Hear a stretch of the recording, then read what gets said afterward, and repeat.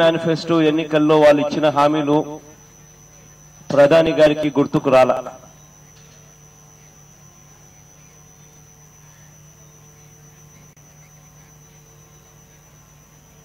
ఒకవైపున ప్రధానమంత్రి గారికి ఇవన్నీ గుర్తుకు రాకపోగా తాను చెప్పిన మాటల్లో ఇంకా బాధ కలిగించే అంశం ఏమిటంటే చంద్రబాబు నాయుడు గారితో మాట్లాడిన పిమ్మట చంద్రబాబు నాయుడు గారి ఆమోదంతో హోదాకు బదులు మేము ప్యాకేజ్ ఇచ్చాము అని చెప్పి ఆయన చెప్పడం నిజంగా హోదాకు బదులు ప్యాకేజీ చాలు అని చెప్పడానికి చంద్రబాబు ఎవరండి?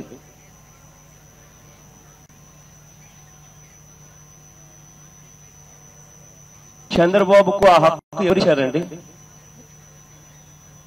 5 కోట్ల మంది ప్రజలు ఇవాళ పిల్లలకు ఉద్యోగాలు దొరక్క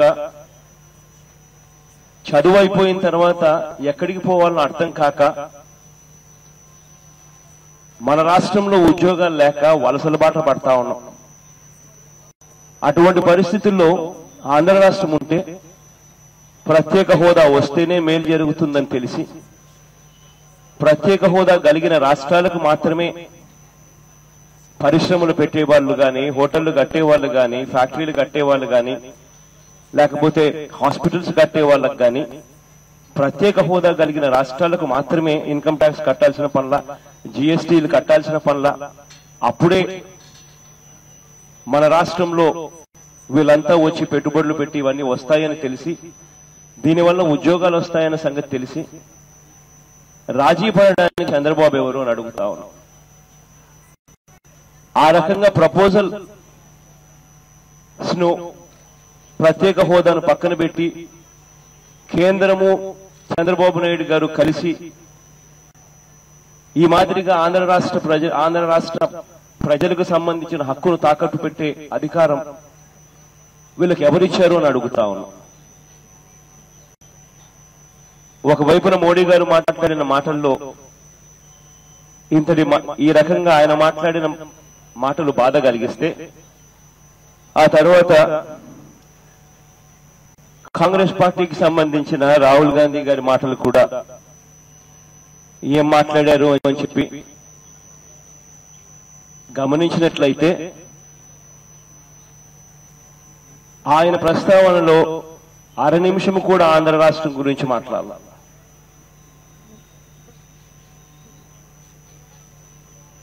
అర నిమిషం కూడా మాట్లాడాలి. ఆ 1/2 నిమిషంలో కూడా ఎక్కడా కూడా ఆంధ్ర రాష్ట్రానికి ప్రత్యేక హోదా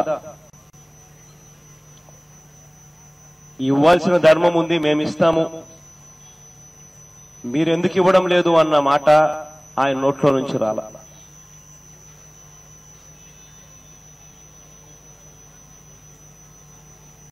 నిజంగా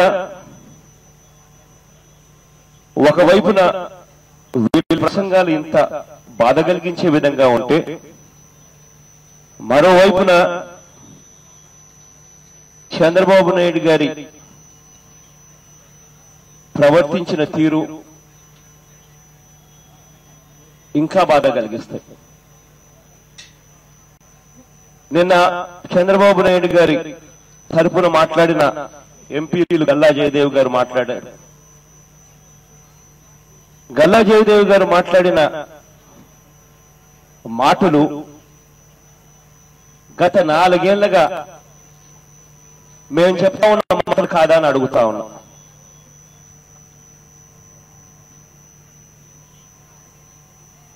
కాదా అని అడుగుతా ఉన్నా. చంద్రబాబు నాయుడు గారిని సుట్టుగా అడుగుతా ఉన్నా.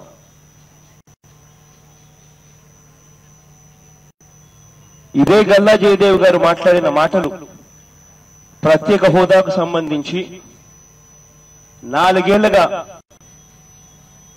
మేము మాట్లాడిన మాటలు అసెంబ్లీలో చూసుకోండి, రికార్డ్స్ తిరిగేయండి. యువబేరీలో మేము మాట్లాడిన మాటలు చూడండి, ఢిల్లీ పెద్దల్ని కలిసి మేము ఇచ్చిన విజ్ఞాపనలు చూడండి, మేము చేసిన ప్రసంగాలు చూడండి, ఢిల్లీ నుంచి గల్లీ దాకా మేము చేసిన ధర్నాల తర్వాత మేము మాట్లాడిన మాటలు, ధర్నాల్లో నిరాహార దీక్షలప్పుడు మేము మాట్లాడిన మాటలు, ఏ విషయమైనా చూసుకోండి, గత 4.5 సంవత్సరాలుగా మేము చెప్తా ఉన్న ఇవే అంశాలు ఆ రోజు మమ్మల్ని వెక్కిరించినారు. ఎంతటి దారుణంగా వెక్కిరించినారో ఆ రోజుల్లో అని చెప్పి చూస్తే, ప్రత్యేక హోదాకు సంబంధించి అది వేస్ట్, కోడలు మగపిల్లాడని కంటానంటే అత్త వద్దంటుందా అన్న మాటలు, సంజీవిని అన్న అదేమన్నా సంజీవిని అన్న వెటకారము, అసెంబ్లీలో వీళ్ళు మాట్లాడిన మాటలు చూసి నిజంగా విస్తుపోయే పరిస్థితి. సాక్షాత్తుగా అసెంబ్లీ సాక్షిగానే చంద్రబాబు నాయుడు గారు అఫీషియల్ గా పుస్తకాన్ని ఆ రోజుల్లో పంపిణీ చేశాడు. ప్రజాప్రతినిధులకు ఒక అవగాహన,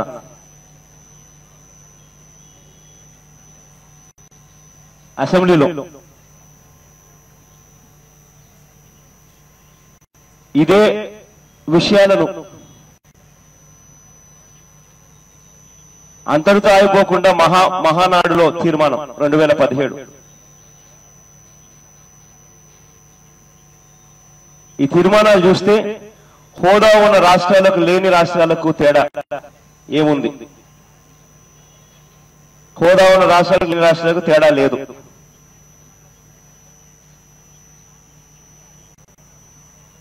హోదాకు రాయితీలకు సంబంధం లేదు. హోదా ఉన్న రాష్ట్రాల్లో అభివృద్ధి నామమాత్రమే, ఉనికి కోసం ప్రతిపక్షాల ఆరాటం. మహానాడు తీర్మానం